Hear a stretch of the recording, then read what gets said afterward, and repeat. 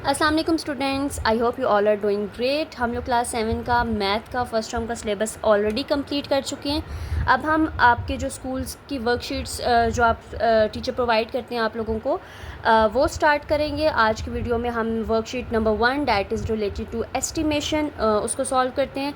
So let's start the video.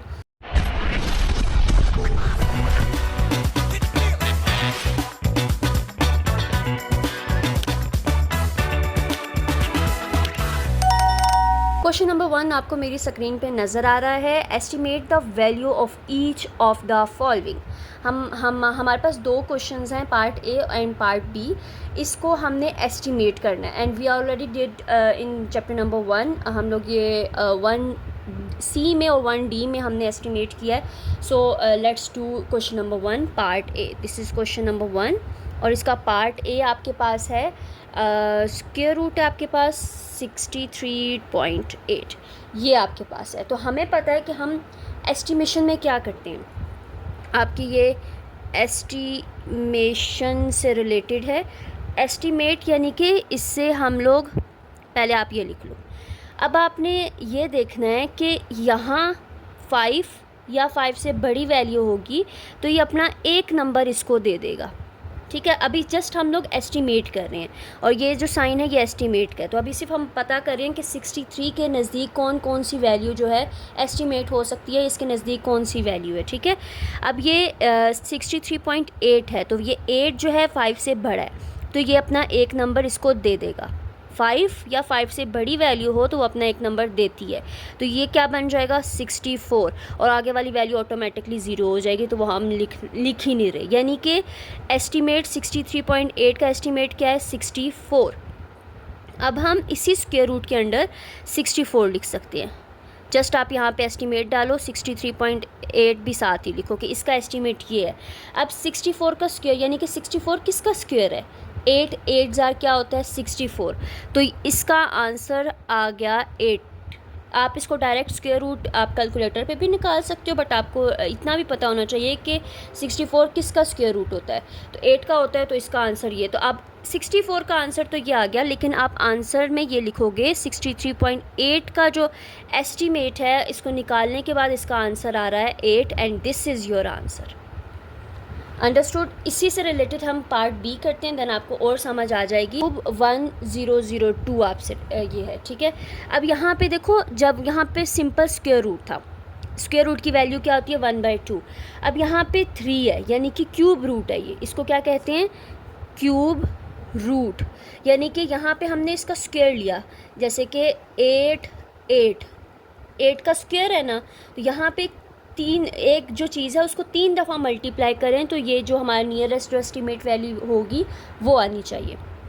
अब आप देखो 1002, आप पहले देखो कि ये किसका एस्टिमेट है। ठीक है, अगर हम लिखते हैं 1002 एस्टिमेट, यहाँ 5 या 5 से कोई बड़ी वैल्यू हो तो वो नंबर देगी। अब तो ये छोटी है, अगर छोटी होगी तो वो वैल्यू नहीं देगी, वो ऑटोमेटिकली 0 हो जाएगी। तो ये हमारा एस्टिमेट किसके नियरेस्ट आ रहा है 1000 के नियरेस्ट आ रहा है। अब हम क्यूब रूट लिख लेते हैं 1000। ठीक है, अब चूँकि मैंने बताया कि यहाँ पे क्यूब है तो अंदर वाली वैल्यू को ऐसी कौन सी वैल्यू जिसको हम 3 दफ़ा मल्टीप्लाई करें कि हमारा इसका स्क्वायर रूट क्यूब रूट बन सके। तो अगर आप देखो 10, इसको आप डायरेक्ट कैलकुलेटर से भी कर सकते हो, मैं दोबारा बता रही हूँ, बट आप अगर नहीं है कैलकुलेटर तो आपको वैसे भी आना चाहिए। ठीक है, 10 मल्टीप्लाई 10, अगर आप इसको कैलकुलेटर से सॉल्व करो 10 10 ज़ार फिर 10 10 ज़ार तो आपका 1000 आता है। तो हम ये कह सकते हैं कि ये जो है ये 1000 का क्यूब बन सकता है। तो जब तीनों एक ही तरह के हैं तो हम उसको एक दफ़ा लिखेंगे और उसके ऊपर क्यूब डाल देंगे। ठीक है, और ये क्यूब रूट। अब ये क्यूब, ये जो इसका क्यूब था ये और ये क्यूब रूट आपस में क्या हो जाएंगे कट जाएंगे। तो हमारा आंसर पीछे क्या आ रहा है 10। तो हम ये लिख सकते हैं कि 1002 जो क्यूब रूट था वो एस्टिमेट है किसके 10 के and this is your answer. ठीक है, मूव करते हैं क्वेश्चन नंबर 2 पे। क्वेश्चन नंबर 2 आपको स्क्रीन पे नज़र आ रहा है। Estimate the value of each of the following given your answer correct to one significant figure. 1C में हमने सिग्निफिकेंट फिगर क्वेश्चंस किए थे, तो इसमें भी एस्टिमेट ही करना है, बट उन्होंने कहा है आपका जो आंसर है वो 1 सिग्निफिकेंट फिगर में आना चाहिए। अब हम लोग पार्ट 1 लिखते हैं पहले। 4.03 मल्टीप्लाई 4.97 डिवाइडेड बाय 110.2। ठीक है। अब अगर आप एक चीज़ देखो, सबसे पहले उन्होंने हमें ये कहा है एस्टीमेट, तो आप 1 बाय 1 एक साइड पे तीनों को लिख लो। 4.03 हमने लिख लिया, फिर उसके बाद 4.97 लिख लो, फिर आप 10.2 लिख लो। ठीक है। अब इसके सामने एस्टीमेट के साइन डाल दो कि हम सबसे पहले एस्टीमेट कर रहे हैं। इनको तो नहीं कर सकते हम डायरेक्ट उनके एस्टीमेशन को मल्टीप्लाई करेंगे। ठीक है। अब यहाँ देखो कि ये क्या एस्टीमेट होगा, छोटा है तो ये 0 0 कोई भी राउंड ऑफ नहीं हो रहा है, पीछे नहीं जा रहा, तो ये ऑटोमेटिकली क्या ही बचेगा 4।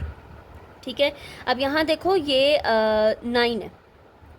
अगर हम 7 से भी लेते हैं तो 7 जो है 5 से बड़ा है, तो ये अपना एक नंबर इसको देगा, तो ये 10 बन जाएगा। इसका 0 तो वो 10 का 1 इधर चला जाएगा। तो बेसिकली ये क्या बनेगा 5 से, यानी मैं आपको करके बताती हूँ। 4 9 है ना, 5 से बड़ा तो अपना एक नंबर देगा, तो ये क्या बन जाएगा 5, और आगे वाली वैल्यू क्या हो जाएंगी 0। तो ये यानी कि किसका एस्टीमेट है 5 का एस्टीमेट है। ठीक है। अब ये 5 से छोटा है तो नहीं देगा, ये 0 बन जाएगा, तो हमारे पास क्या ही बचेगा 10। तो यानी कि ये इनका एस्टिमेशन हमने किया, तो हमारे पास ये आंसर आया। अब हम जहाँ जहाँ पे ये था वहाँ पे हम ये वैल्यूज़ पुट करेंगे एंड देन उसको सॉल्व करेंगे। ठीक है।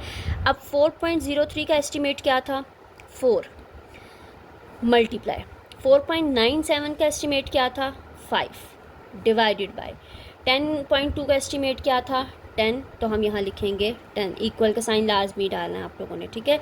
4 5 ज़ार क्या होता है 20, नीचे 10, 10 1 ज़ार 10, 10 2 ज़ार 20। सो बेसिकली हमारा आंसर आ रहा है 2 and this is your answer. ठीक है।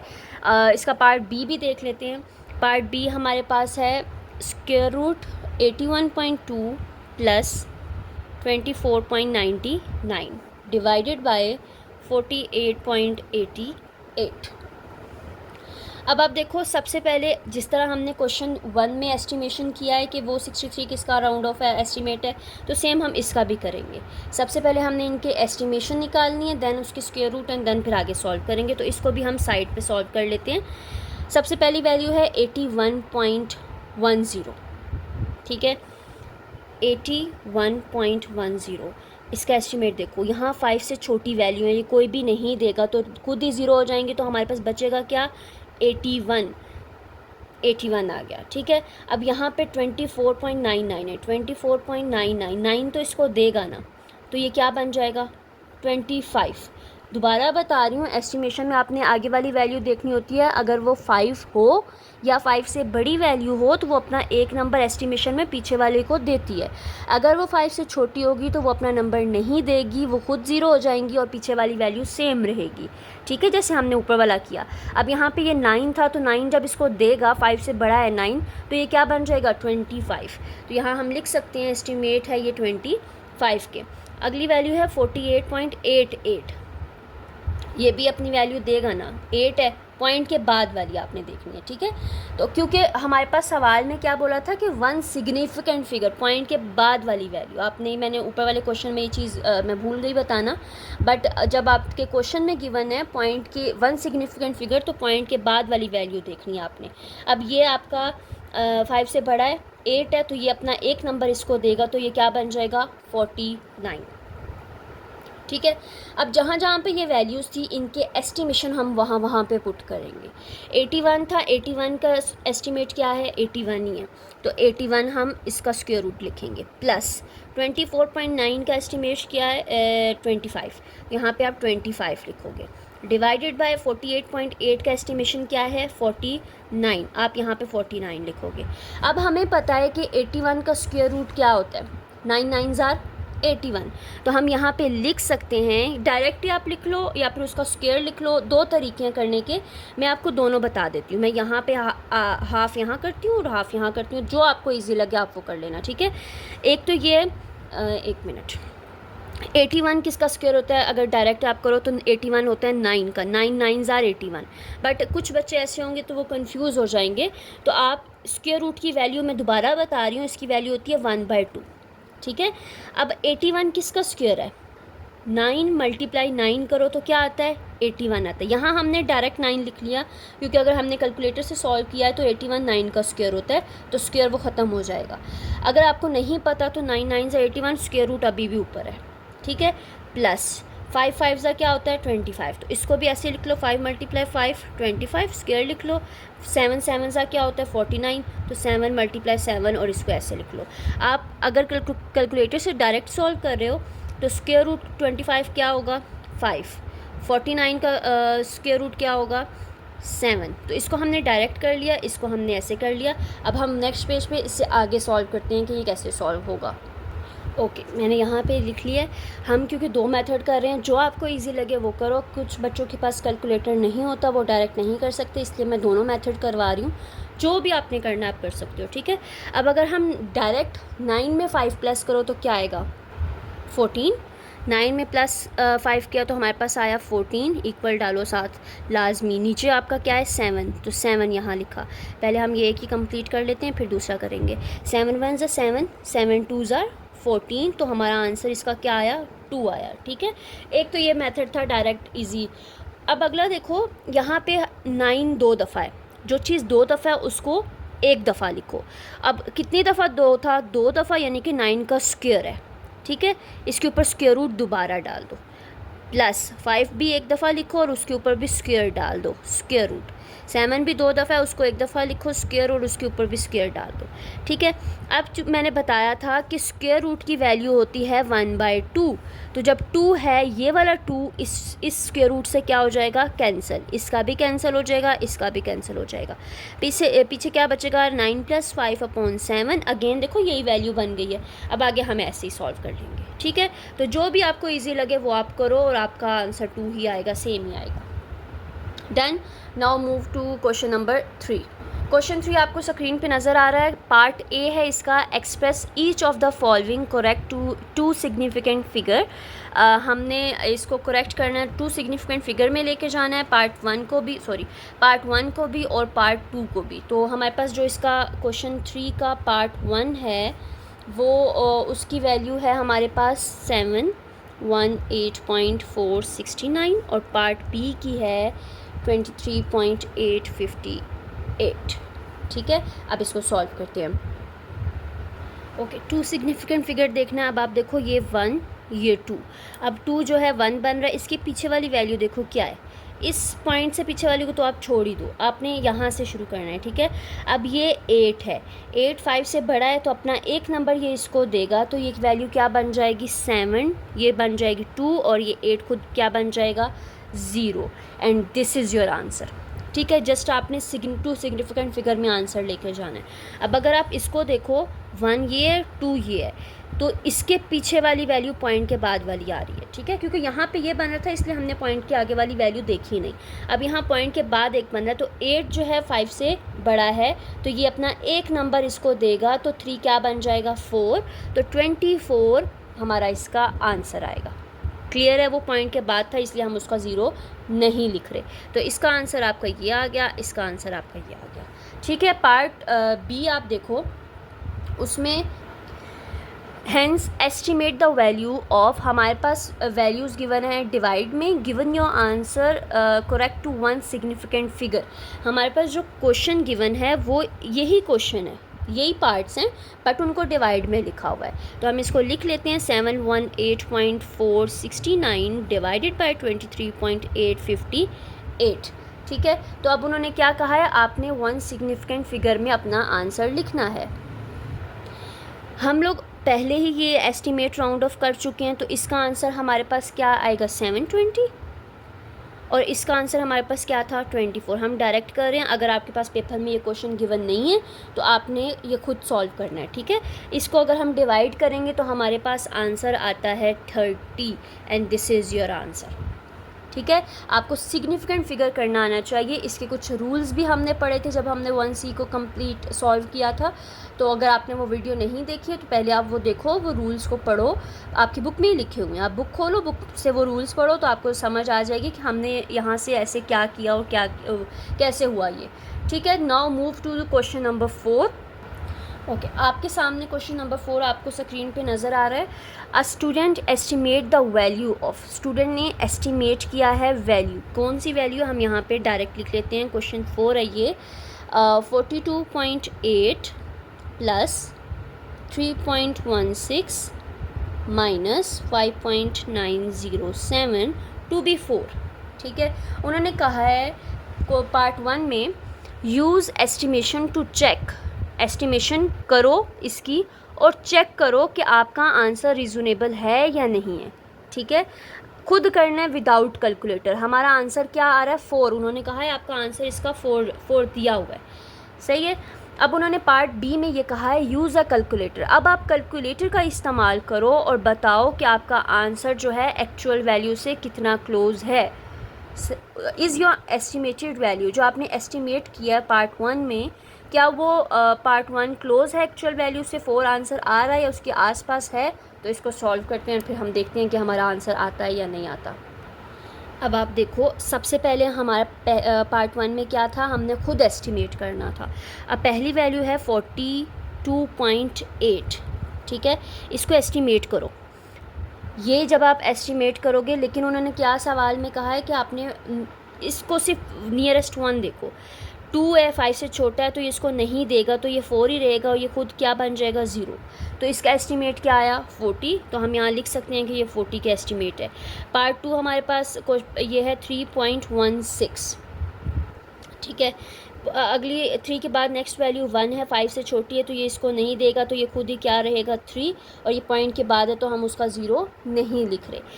ये वाली वैल्यू है 5.907, अब 5 के बाद 9 है, यानी कि ये 5 से बड़ा है, तो ये अपना एक नंबर जो है वो 5 को देगा, तो 5 क्या बन जाएगा 6। तो इन सब के हमने एस्टिमेट लिख लिए हैं। अब हम इनको प्लस करते हैं, लेकिन ये याद रखना उन्होंने कहा है आप चेक करो आपका आंसर 4 आता है या नहीं आता। अब देखो हम इसको 40 + 3 एंड -6 करके देखते हैं इसका आंसर आता है या नहीं आता। मैंने यहाँ पे लिख लिया 40 + 3 - 6, ठीक है। इनको सॉल्व करो तो आपका आंसर आता है 37। तो क्या ये 4 के कोई एस्टिमेट आ रहा है? No, 4 is not a reasonable answer.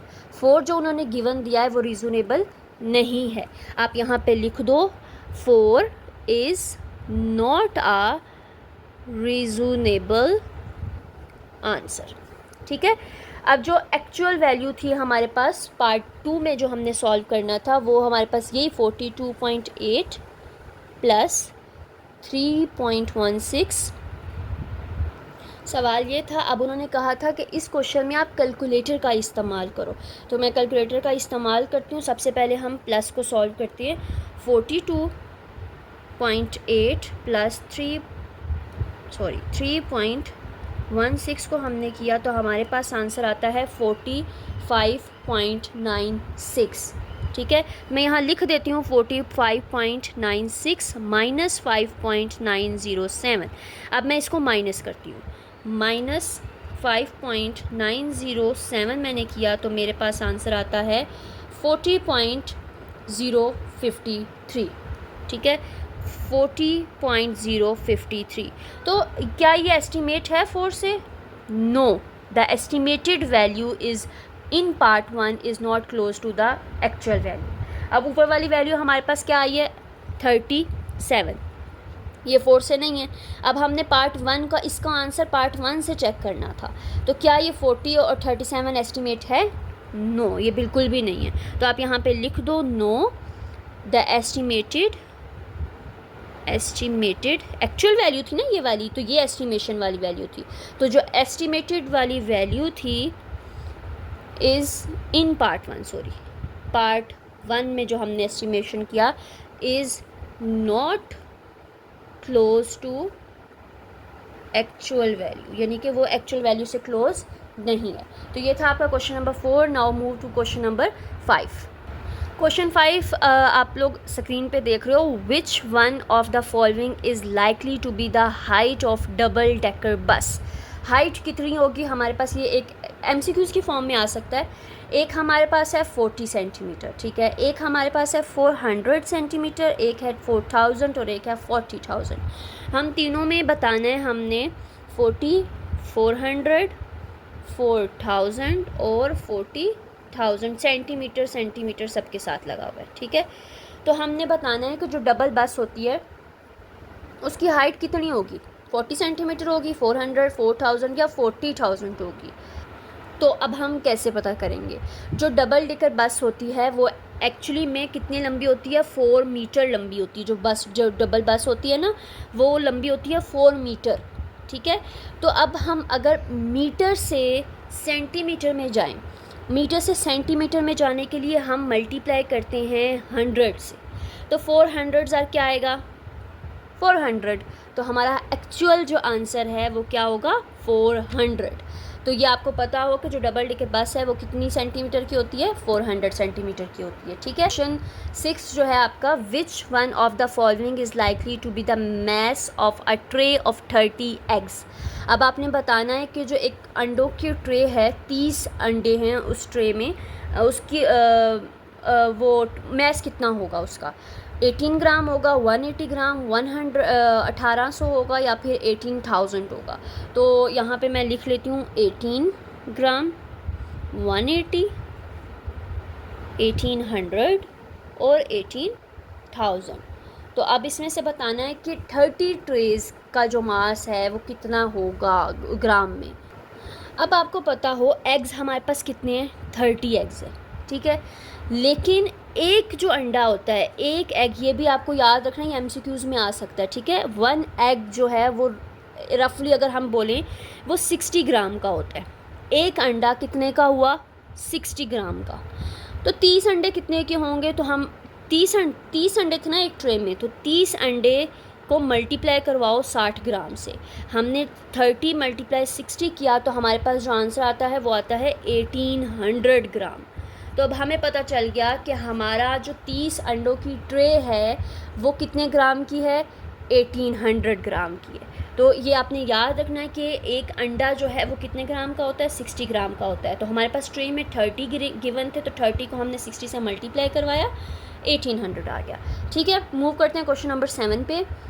Question number 7, which one of the following is likely to be the value of water in a typical student drink in a day. मतलब एक बच्चा स्टूडेंट जो है एक दिन में कितना पानी, वॉल्यूम में कितना पानी पीता है। 0 पॉइंट हमारे पास फिर से ऐसी एमसीक्यूज़ की फॉर्म में गिवन है, 0.25 लीटर।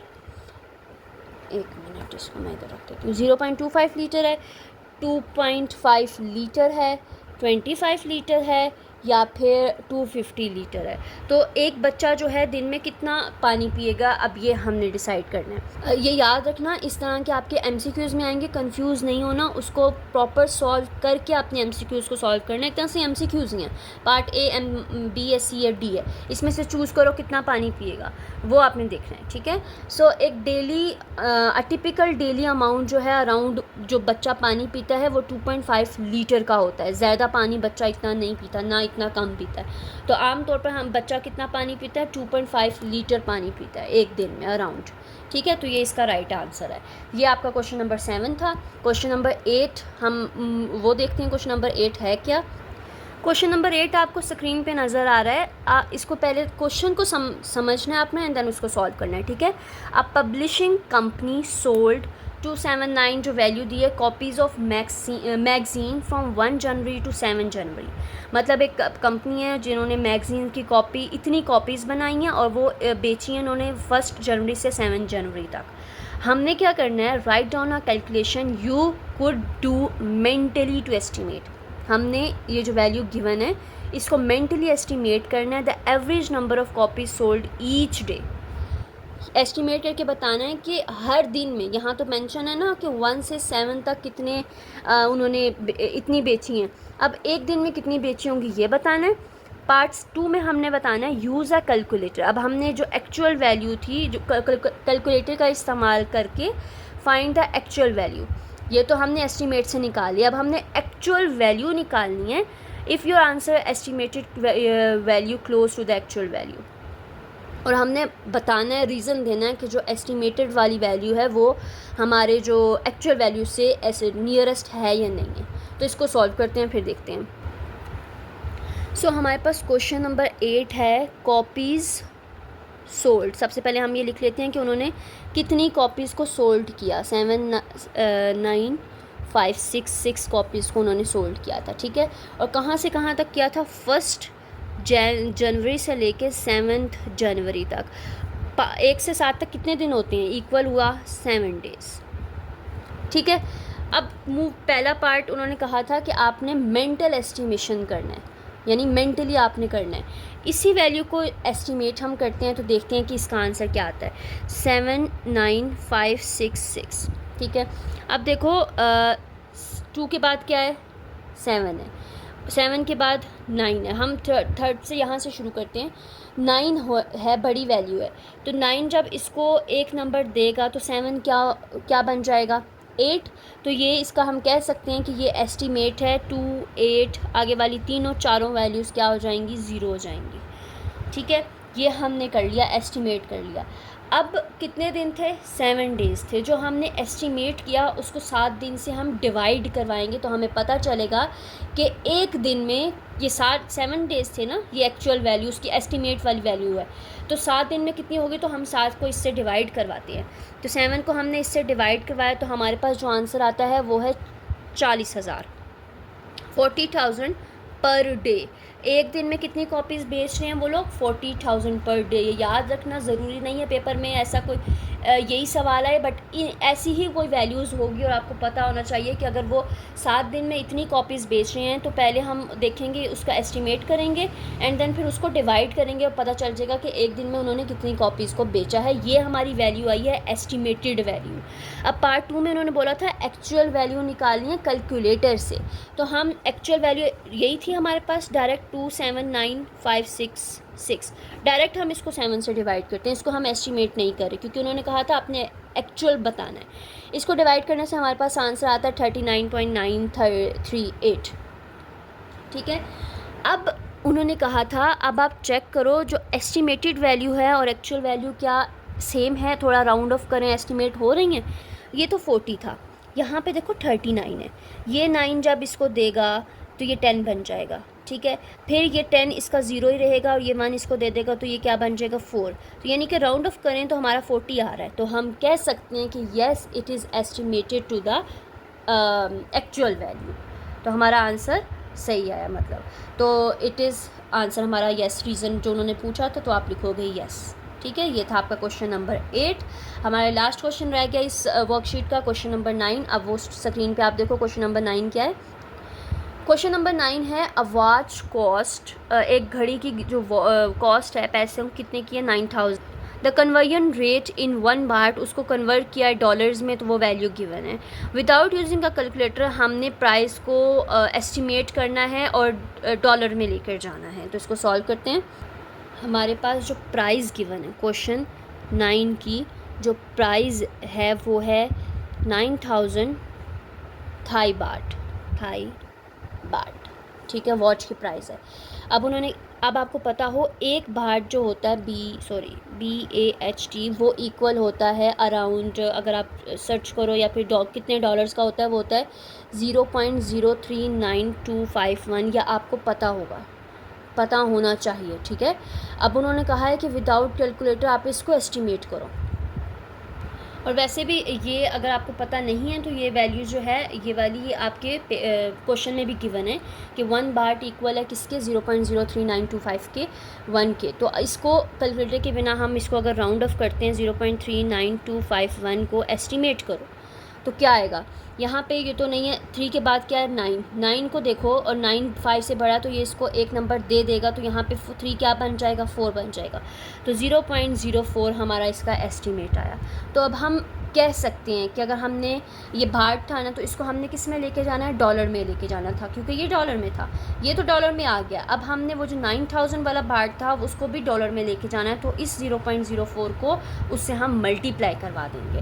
सो 9,000 मल्टीप्लाई 0.4, इसको मल्टीप्लाई करते हैं, देखते हैं हमारा आंसर क्या आता है। 9,000 मल्टीप्लाई 0.04 किया तो मेरे पास 360 आंसर आया, ठीक है।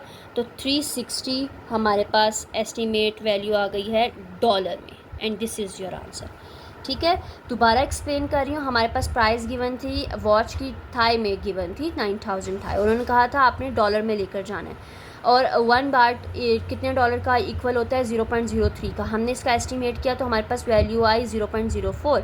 अब जो थाई में था उसको भी डॉलर में लेकर जाना, तो डॉलर वाली और थाई को हम दोनों को मल्टीप्लाई करेंगे तो हमारे पास 360 में आंसर आ जाएगा। ठीक है, ये आप यहाँ आपकी जो वर्कशीट 1 है वो कंप्लीट हुई। नेक्स्ट वीडियो में हम वर्कशीट 2 सॉल्व करेंगे।